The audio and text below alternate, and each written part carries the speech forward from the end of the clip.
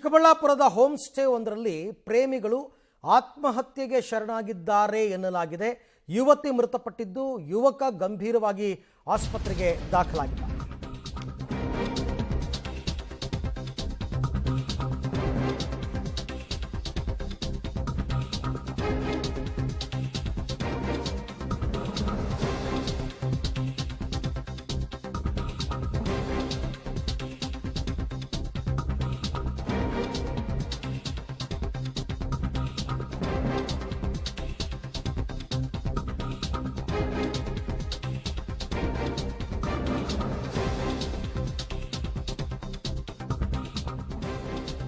ಕೇರಳದ ಹೋಮ್ ಸ್ಟೇನಲ್ಲಿ ಯುವತಿಯ ಶವ ಪತ್ತೆಯಾಗಿದೆ.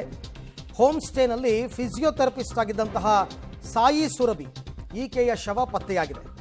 ಆದರೆ ಮಗಳ ಸಾವಿನ ಬಗ್ಗೆ ತಾಯಿ ಅನುಮಾನ ವ್ಯಕ್ತಪಡಿಸ್ತಾ ಇದ್ದಾರೆ. ಲವ್ ಜಿಹಾದ್ ಶಂಕೆ ವ್ಯಕ್ತಪಡಿಸಿದ್ದಾರೆ ಯುವತಿಯ ತಾಯಿ. ಅಂದರೆ ಕೇರಳ ಮೂಲದ ಅಲಿಯ ಮೇಲೆ ಅನುಮಾನ ಇದೆ ಅಂತ. ಆದರೆ ಇಬ್ಬರೂ ಸೇರ್ಕೊಂಡು ಆತ್ಮಹತ್ಯೆಗೆ ಪ್ರಯತ್ನ ಪಟ್ಟಿದ್ದಾರಾ ಅಥವಾ ಮೊದಲು ಆಕೆಯನ್ನು ಈತ ಕೊಲೆ ಮಾಡಿ ನಂತರ ಈತ ಮಾತ್ರೆ ಸೇವನೆ ಮಾಡಿದನಾ, ಇದ್ರ ಬಗ್ಗೆ ಕ್ಲಾರಿಟಿ ಸಿಗಬೇಕು. ಸದ್ಯಕ್ಕೆ ಆತನೂ ಕೂಡ ಅನ್ಕಾನ್ಷಿಯಸ್ ಆಗಿದ್ದಾನೆ ಅಂತಕ್ಕಂಥ ಮಾಹಿತಿ ಇದೆ.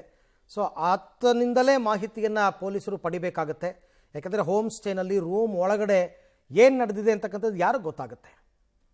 ಹಾಗಾಗಿ ಈಗ ಆತ ಪ್ರಜ್ಞೆ ಬಂದ ನಂತರ ಆತನಿಂದ ಸ್ಟೇಟ್ಮೆಂಟ್ ತಗೋಬೇಕು. ಆದರೆ ಈ ಸಾಯಿ ಸುರಭಿ ಅಂತ ಈಕೆ ಫಿಸಿಯೋಥೆರಪಿಸ್ಟ್. ಹಾಗೆ ನೋಡೋಕ್ಕೆ ಹೋದರೆ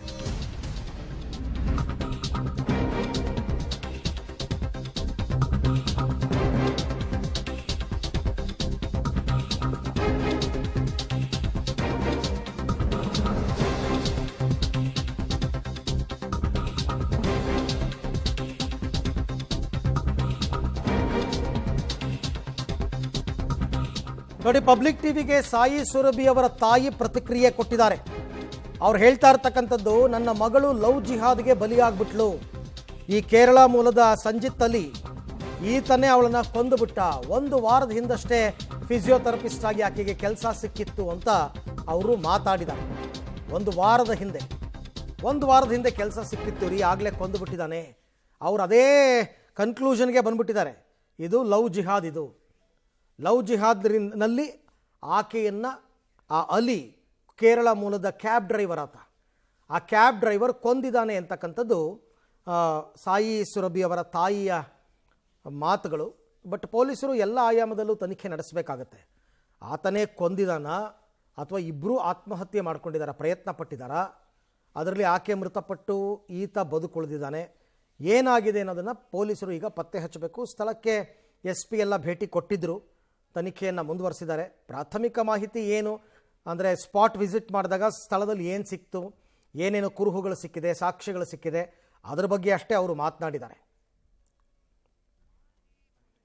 ಈ ಬಗ್ಗೆ ಮತ್ತಷ್ಟು ಮಾಹಿತಿ ನನ್ನ ಕೊಲೀಗ್ ಮುದ್ದುಕೃಷ್ಣ ಅವರಿಂದ ಪಡ್ಕೊಳ್ಳೋಣ. ಮುದ್ದುಕೃಷ್ಣ, ಇವಾಗ ಪೊಲೀಸರ ವರ್ಷನ್ ಏನು, ಈ ಸಾಯಿ ಸುರಭಿ ತಾಯಿಯ ವರ್ಷನ್ ಏನು ಈ ಪ್ರಕರಣ? ಖಂಡಿತ ಅರವಿಂದ್, ಈಗಾಗಲೇ ಕೂಡ ಇದೇ ಒಂದು ಹೋಮ್ ಸ್ಟೇಯಲ್ಲಿ ಸಾಯಿ ಸುರಭಿ ಅಂತೇಳಿ 26 ವರ್ಷ ಸರಿಸುಮಾರು ವಯಸ್ಸು ಯುವತಿಯ ಮೃತದೇಹ ಪತ್ತೆಯಾಗಿರುವಂಥದ್ದು. ಮತ್ತೊಂದು ಕಡೆ ಸಂಜಿತ್ ಹಾಲಿ ಅಂತೇಳಿ ಈತ ಮೂಲತಃ ಕೇರಳದವನಂತೇಳಿ, ಆತ ಬೆಂಗಳೂರಿನಲ್ಲಿ ಕ್ಯಾಬ್ ಡ್ರೈವರ್ ಆಗಿದ್ದ. ಆತ ಪ್ರಜ್ಞಾಹೀನ ಸ್ಥಿತಿಯಲ್ಲಿ ಈಗ ಚಿಕ್ಕಬಳ್ಳಾಪುರ ಜಿಲ್ಲಾಸ್ಪತ್ರೆಯಲ್ಲಿ ಇರುವಂಥದ್ದು. ಮೇಲ್ನೋಟಕ್ಕೆ ಈಗ ಪೊಲೀಸರಿಗೆ ಅನುಮಾನಗಳಿರುವಂಥದ್ದು. ಇಬ್ಬರು ಕೂಡ ಕಳೆದ ಶನಿವಾರದಿಂದ ಇದೇ ಒಂದು ಹೋಮ್ ಸ್ಟೇನಲ್ಲಿ ಇದ್ರು. ಆದರೆ ಇವತ್ತು ಬೆಳಗ್ಗೆ ಕೇರ್ ಟೇಕರ್ ಹೋಗಿ ಬಾಗಿಲು ತೆಗೆದಾಗ ಯಾರು ಕೂಡ ಹಾಗೆ ಸಂಪರ್ಕದಲ್ಲಿರಿ ಮುದ್ದುಕೃಷ್ಣ, ನಿಮ್ಮ ಜೊತೆ ಮತ್ತೆ ಮಾತನಾಡ್ತೀನಿ.